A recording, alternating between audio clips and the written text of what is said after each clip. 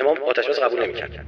بعد از جنگ همین 8 سال دفاع مقدس خودمون که فاو دست ما بود، ما امام آتش‌بس قبول نمی‌کرد. دشمن خیلی استراتژیک راهبردی نگاه کرده. هزینه‌زا این میتونید شما شروع کننده جنگ با ایران باشید، تمام کننده ولتون نمی‌کنه. دقیقاً عبارتی که اوباما برای اعضای کنگره استفاده کرد تو ماجرا مذاکره با ایران.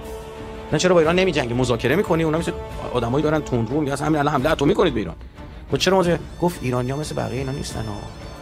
شروع کننده جنگ میتونی باشی، تموم کننده نیستی دیگه، ولت نمی‌کنه. باید هزینه‌زا باشید دست به سمتت بردن. الانم اگر نمیزنن کاری که با غزه کردن با ما نمی‌کنن، دقیقاً چون هزینه‌زایی.